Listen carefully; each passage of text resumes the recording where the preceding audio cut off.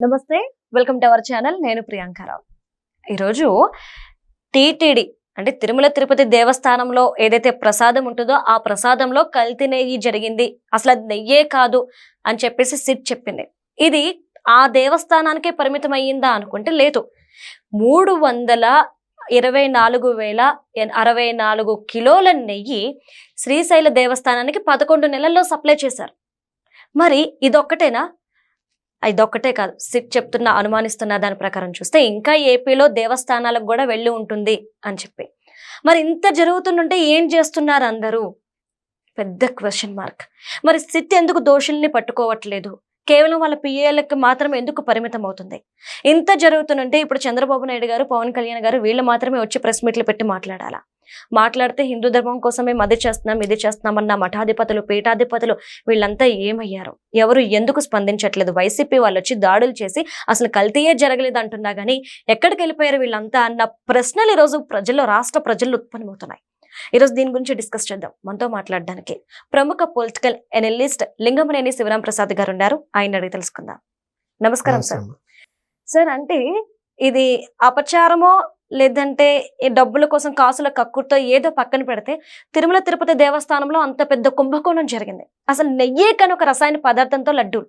ఇప్పుడు చూస్తే శ్రీశైలం మల్లికార్జున స్వామికి కూడా 11 నెలల పాటు 3 లక్షల పైచలకు కిలోలు ఇచ్చారు సార్.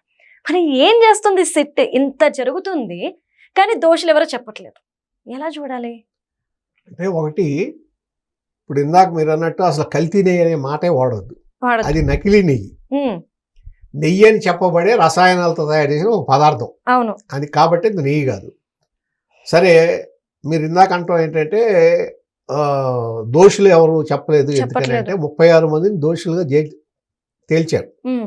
ఆ 36 మంది మీద ఇవాళ ఎఫ్ఐఆర్ ఫైల్ చేశారు. దాంట్లో ముగ్గురు, వాళ్ళ ఎఫ్ఐఆర్ లో ఉన్న వాళ్ళలో ముగ్గురు అప్రూవర్స్ గా మారిపోయారు. దాంట్లో ఒక మెయిన్ ఏంటంటే ఒక పెద్ద కెమికల్ సైంటిస్ట్ సురేంద్రనాథ్ సైంటిస్ట్. ఆయన అయితే మొత్తం కోర్టులోనే జడ్జి ముందే మొత్తం వీళ్ళ ముగ్గురు కూడా జడ్జి ముందు వాళ్ళ కన్ఫెస్ చేశారు తప్పు జరిగింది ఇవన్నీ. సరే, ఇంకా డీప్గా ఎక్కడికి వెళ్ళాలి అనేది సరే సిట్టు ఎంతవరకు తేల్చింది అనేది పూర్తిగా ఎఫ్ఐఆర్ బయటకు వచ్చిన తర్వాత కానీ మనకి ఆ రిపోర్ట్ బయటకు వస్తే కానీ డీటెయిల్స్ తెలియదు. అసలు అది పక్కన పెట్టి ఒకటి సిట్ రిపోర్ట్లో క్లియర్గా ఉంది ఏంటంటే అది నెయ్యి కాదు, కల్తీ కూడా కాదు, నెయ్యి కాదు. పూర్తిగా హానికరమైన రసాయనాలతో తయారు చేసి 80% హానికరమైన రసాయనాలతో తయారు చేసిన లడ్డు. అందులోనూ లప్సా అనే కెమికల్ వాష్రూమ్ క్లీనింగ్ ది ఉంది. ఇప్పుడు ఫస్ట్ ఏం చేయాలా గవర్నమెంట్? ఇమీడియట్ గా దాని మీద కేసు ఏమేయాలి? ఫుడ్ అడల్టరేషన్ కేసు పెట్టండి. ఇమీడియట్ కేసు పెట్టండి. ఫుడ్ అడల్టరేషన్ ఆల్రెడీ తేల్చింది కాబట్టి దీనికి కారకులు ఎవరు? ఫుడ్ అడల్టరేషన్ కేసు పెట్టండి. ఎందుకు పెట్టరు? అసలు లాయర్ ఏం చేస్తున్నాడు? అడ్వకేట్ జనరల్ ఏం చేస్తున్నాడు? అక్కడ ఒక కేసు అవకాశం ఉంది కదా. ఫుడ్ అడల్టరేషన్ కేసు పెట్టండి. చాలా పెద్ద కేసు అది. ఇన్ని లక్షల మందికి, ఇన్ని కోట్ల మందికి 20 కోట్ల లడ్డూలు తయారు చేసి, ఇప్పుడు ఇందాక మీరు చెప్పినట్టు 3 లక్షల లడ్డూలేమో 3 లక్షల కిలోల నెయ్యి అక్కడ ఇది శ్రీశైలానికి పంపించి మరి ఇంకా ఏ గుళ్ళకు పంపించారు ఏంటి అనేది ఇంకా బయటకు వస్తుంది. ఎంత అపచారం జరిగినప్పుడు, ఈ విధంగా జరిగినప్పుడు అసలు మీరు ఎంత సివియర్గా యాక్షన్ తీసుకోవాలి? పట్టినట్టు కూర్చోవడం ఏంటి? అంటే ప్రతి ఒక్కరికి కూడా జనాల్లోకి వైసీపీ వాళ్ళు అదుగో సిట్ చెప్పేసింది, నెయ్యి కల్తీ జరగలేదు, కావాలని నిందలేశారని ఒక తప్పుడు ప్రచారం తీసుకెళ్తుంటే తప్పుడు ప్రచారమే మొదలెట్టారు. అవును. మొదలెట్టిన వెంటనే ఇమీడియట్ గా 3 కూటమి పార్టీలు, కూటమి నాయకులు, మంత్రులు, అలాగే ఎమ్మెల్యేలు, ఎంపీలు వీళ్ళందరూ అధికారాన్ని అనుభవిస్తున్నారు కదా. అవును. అధికార ప్రతినిధులు వీళ్ళందరూ ఏం చేస్తున్నారు? ఇమీడియట్ గా మాట్లాడడం మొదలెట్టాలి కదా. కాదు, మీ మీద ఇప్పుడు 50 అసలు మీకు దాంట్లో 36 మంది మీద కేసు పెడితే అసలు ఏమీ లేదు, కల్తీ లేదని చెప్పే ధైర్యం వైసీపీ వాళ్ళకి వచ్చిందంటే అది ఎవరి ఇన్ఎఫిషియన్సీ? కూటమి నాయకుల ఇన్ఎఫిషియన్సీ, ప్రభుత్వ ఇన్ఎఫిషియన్సీ. మీరు దాన్ని ఎందుకు ఎదుర్కోలేకపోయారు? సమర్థవంతంగా ఎందుకు ఎదుర్కొనడంలో వెనకాడారు? సరే, అది పక్కన పెట్టండి. చిన్న విషయాలు కూడా రియాక్ట్ అవుతున్నారు హిందూ సంస్థలు, ధార్మిక సంస్థలు, హిందూ సంఘాలు అవుతున్నారు. తిరుమలలో అక్కడ కింద అలిపిరి దగ్గర ఒక హోటల్కి తాజ్ హోటల్ ఏదో ఆ హోటల్కి ల్యాండ్ ఇచ్చినందుకు ఇక్కడ ఈ ఈ ల్యాండ్ ఎట్లా ఇస్తారని చెప్పి వాళ్ళు ధర్నాలు అవన్నీ చేస్తే క్యాన్సిల్ చేసి వేరే చోట ఎక్కడో అలాట్ చేశారు. ఇటువంటి చిన్న చిన్న విషయాలకు రియాక్ట్ అవుతున్న ధార్మిక సంస్థలు, హిందూ మత సంస్థలు, అట్లాగే బజరంగ దళ లాంటిది, RSS, ఇవన్నీ కూడా ఇంత ఘోరమైన అపచారం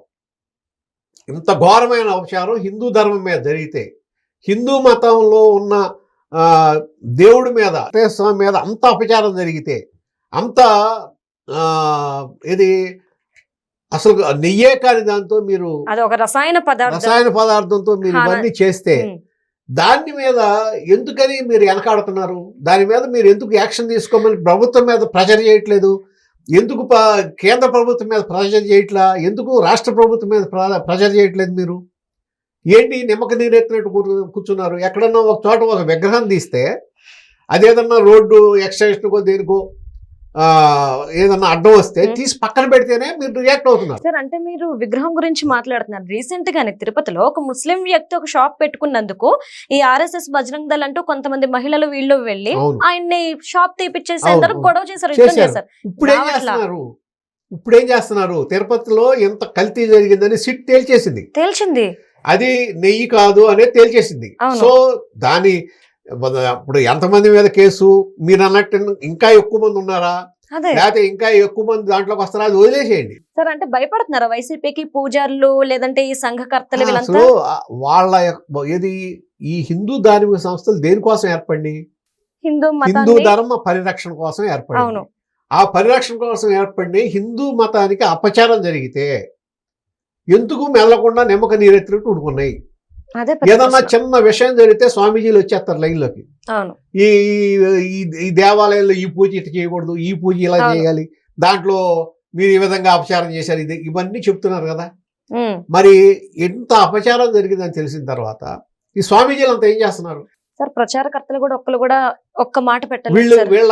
వీళ్ళంటే వీళ్ళకి అసలు ఏం బాధ్యత లేదా? హిందూ ధర్మం మీద బాధ్యత అయినప్పుడు హిందూ ధర్మంతో సంబంధం లేదు, మేలకుండా కూర్చోండి. కానీ కొంతమంది వచ్చి ప్రెస్ మీట్లు పెడుతున్నారు, ప్రెస్ మీట్లకి మాత్రమే పరిమితం అవుతున్నారు. ఈ ప్రెస్ మీట్లు దేనికి? నేను ప్రెస్ మీట్లే అదే అన్నా. ఇప్పుడు బ్రాహ్మణ కార్పొరేషన్ ఉంది. బ్రాహ్మణ కార్పొరేషన్ కి ఒక ఆయన ఉన్నారు. సార్, ఆయన ఈ ఇష్యూస్ ని బయటికి తీసుకెళ్ళాలి. అట్లాగే మీకు ధార్మిక పరిషత్ ఉంది. ధార్మిక పరిషత్ ఏం చేస్తుంది?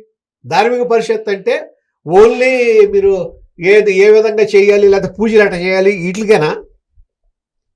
హిందూ ధర్మానికి అపచారం జరిగితే దాని మీద రియాక్ట్ అవ్వాల్సిన బాధ్యత లేదా మీకు? ఇప్పుడు ఈ అటువంటిప్పుడు మిగిలినట్లు ఎందుకు రియాక్ట్ అవుతున్నారు? చిన్న చిన్న విషయాలకు రియాక్ట్ అవుతున్నారు. ఇంత పెద్ద అపచారం మీద ఎందుకు రియాక్ట్ అవ్వట్లా? ఏంటి మీ భయం? ఒకవేళ ఏమన్నా దాంట్లో వచ్చేటప్పటికి మైనారిటీ ఓట్సో లేకపోతే క్రిస్టియన్ ఓట్సో పోతాయని భయమా? దేనికోసం భయపడుతున్నారు? మీరు ఎందుకని మీ ధర్మాన్ని మీరు ఎందుకు అసలు మీరు ఉన్నదే హిందూ ధర్మ పరిరక్షణ అనే ట్యాగ్ పెట్టుకుని ఉన్నారు. అటువంటి వాళ్ళు ఇవాళ హిందూ ధర్మానికి అపచారం జరిగినప్పుడు అపచారం జరిగిందని మీరు ఎందుకు మాట్లాడతలా? ఎందుకు బయటికి రావట్లా? దాని మీద మాట్లాడే వాళ్ళని మీరు ఎందుకు ఈ విధంగా ఎందుకు మాట్లాడుతున్నారు? ఎందుకు అడగట్లా? ఇది ఇవాళ ప్రశ్న. సరే, గవర్నమెంట్ కూటమి పార్టీలు రియాక్ట్ అవటాల్లో వెనకబడి, దాంట్లో ఏం అనుమానం లేదు. అసలు ఈ కూటమి పార్టీలు గవర్నమెంట్ వచ్చినప్పటి నుంచి కూడా ఒక సమన్వయ కమిటీ అనేది హై లెవెల్లో లేదు, జిల్లా లెవెల్లో లేదు, కాన్స్టిట్యున్సీ లెవెల్లో లేదు. కరెక్ట్గా ఊరికే నామకావాసి తప్ప సమన్వయ కమిటీ ఏర్పడతాం. ఇప్పుడు ఇవాళ జనసేన బొలిశెట్టి సత్య గారు రిజైన్ చేశారు.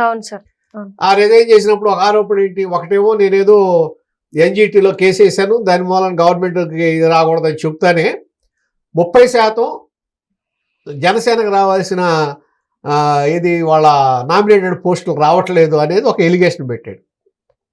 అంటే అటువంటిప్పుడు మీ కూటమి పార్టీలకు చెందిన 3 పార్టీలకు చెందిన వాళ్ళు ఒక చోట కూర్చుని ఏ కార్పొరేషన్లు తీసుకోవాలి, ఏమి ఇది ఎవరు నామినేట్ చేయాలి, పేర్లు అయ్యి పార్టీలు ఇస్తాయి. సార్, అంటే మీరు కూటమి అన్నారు కాబట్టి రీసెంట్ గా జరిగింది. భూమన కరుణాకర్ గారు ప్రెస్ మీట్ పెట్టి ఏమన్నారు? అరే బాబు, ఇది మాకు సంబంధం లేదు, ఇది గవర్నమెంట్ అంటే సెంట్రల్ గవర్నమెంట్ ఏవైతే నిబంధనలకు ఏవైతే చెప్పిందో వాటిని బేస్ చేసుకుని మేము కొత్త వాళ్ళకి అవకాశం ఇచ్చామని బీజేపీ మీదకు తోసేసే ప్రయత్నం చేశారు. ఎక్కడ అసలు టీటీడీ సంబంధించి సెంట్రల్ గవర్నమెంట్ ఏమీ ఇవ్వాల. ఓన్లీ ఆ రోజు 2019లో డిసెంబరో ఎప్పుడో నవంబర్లోనో వైవి సుబ్బారెడ్డి ఆధ్వర్యంలో కమిటీ మీటింగ్ వేసుకుని బోర్డు అక్కడ ఏం చెప్పారంటే దాంట్లో ఇంకా ఎక్కువ ఏది ఈ డైరీస్ దాంట్లో పాల్గొనే విధంగా చేయాలి, మనం దానికోసం రివర్స్ టెండరింగ్కి వెళ్దాం అని చెప్పి రివర్స్ టెండరింగ్ స్టార్ట్ చేసింది. దాంట్లో అంటే మీరు స్టార్ట్ చేసిందని అంటున్నారు, కానీ నా సూటి ప్రశ్న ఏంటి అంటే కూటమిలో బీజేపీ కూడా ఉంది, కానీ ఇంత జరిగితే బీజేపీ రాలేదు. ఎప్పుడైతే భూమన కరుణాకర్ మాట్లాడారో అప్పుడు మాధవ్ గారు వచ్చి ప్రెస్ మీట్ పెట్టి దీనికి మాకు సంబంధం లేదు, మేము యాక్షన్ తీసుకుంటామని చెప్పారు. అప్పటి వరకు మరి బీజేపీ కూడా ఏమైంది? అదే కదా నేను ఇందా నుంచి మీతో అంది, సమన్వయం లేకపోవటం, సమన్వయ కమిటీ లేకపోవటం. ఎప్పుడు మీరు హై లెవెల్లో సరే ఉంటే కాదు, చంద్రబాబు నాయుడు గారు లేకపోతే పవన్ కళ్యాణ్ అట్లాగే ఈ అమిత్ షా గారు లేకపోతే గోరంట మాధవ్ గారు వీళ్ళందరూ మాధవ్ గారు వీళ్ళు కూర్చుంటే సరిపోదు. మా బీజేపీ మాధవ్ గారు కూర్చున్నంతలో సరిపోదు, కింద లెవెల్లో కూడా రావాలి సమన్వయం. అది కింద లెవెల్లో రావాలంటే మీరు నెలకు ఒకసారో 2 నెలలకు ఒకసారో మీటింగ్లు పెట్టుకోవాలి. మీటింగ్ పెట్టుకుని దాంట్లో మీరు ఎప్పటికప్పుడు అప్డేట్ చేసుకుంటూ ఉండాలి. అట్లాగే ఎవరు సూటబుల్ క్యాండిడేట్స్ ఉన్నారో వాళ్ళకి నామినేటెడ్ పదవులు ఇవ్వడానికి కూడా ప్రిపేర్ అవ్వాలి. ఇవన్నీ జరగవు కాబట్టి ఏం చేస్తున్నారు, ఎవరి కాళ్ళు మెదకుండా నా పని కాదన్నట్టు కూర్చున్నారు. వెంకటేశ్వర స్వామికి అపచారం జరిగితేనే మాది కాదని కూర్చుంటే ఇంకా దేనికి రియాక్ట్ అవుతారు? చూడాలి అసలు కోర్టు కూడా ఏం చెప్పుద్దో. ప్రెసెంట్ అయితే కోర్టు ఏం చెప్పదు, కోర్టు ఖచ్చితంగా శిక్షలు పడతాయి, అదొక్కటే చెప్పుద్ది డెఫినెట్ గా. ఎందుకంటే ఇక్కడ అది నకిలీ అనేది మీకు 100% తేలింది. ఎట్లాగంటే వాళ్ళ ఇన్వాయిస్లు తేలి, వాళ్ళ ఎక్కడి నుంచి వాళ్ళు కెమికల్స్ కొన్నారో తేలి, ఆ కెమికల్ అమ్మినాడు కూడా అప్రూవర్ అయిపోయారు. ఎవరైతే ఈ కెమికల్స్ వాడొచ్చు ఇది మీరని చెప్పిన సైంటిస్ట్ అప్రూవర్ అయిపోయారు. సరే ఈ ఎక్కడ ఏ డైరీ నుంచి ఏ డైరీకి వెళ్ళింది ఆ రూట్ మ్యాప్ కూడా వాళ్ళకి వచ్చేసింది. ఎక్కడెక్కడ టోల్ గేట్స్ దగ్గర వీళ్ళది ఏది ఆ లారీ ఐడెంటిఫై అయ్యిందో అవన్నీ కూడా వచ్చినాయి. అంటే సిట్టు ఫుల్ ప్లెడ్జ్డ్ గా తప్పించుకోవడానికి వీల్లేని విధంగా దాన్ని బుక్ చేసింది అండి. శిక్షలు పడడం ఖాయం, దాంట్లో అనుమానం లేదు. ఎంత పడుతుంది తక్కువ ఎక్కువ అని వదిలేస్తే నిందితులు నేరస్తులు అవడం ఖాయం, దాంట్లో ఏం అనుమానం లేదు. కాకపోతే ఇంత స్ట్రాంగ్ కేసులు కూడా వైసీపీ మాట్లాడుతుంటే సమాధానం చెప్పుకోలేని పరిస్థితిలో ఉంటే ఎట్లాగా? చూద్దాం సార్, అసలు వాళ్ళు ఎలా రియాక్ట్ అవుతారో ఏం జరుగుద్ది అనేది అయితే వెయిట్ చేయాల్సిందే. Right, thank you so much sir.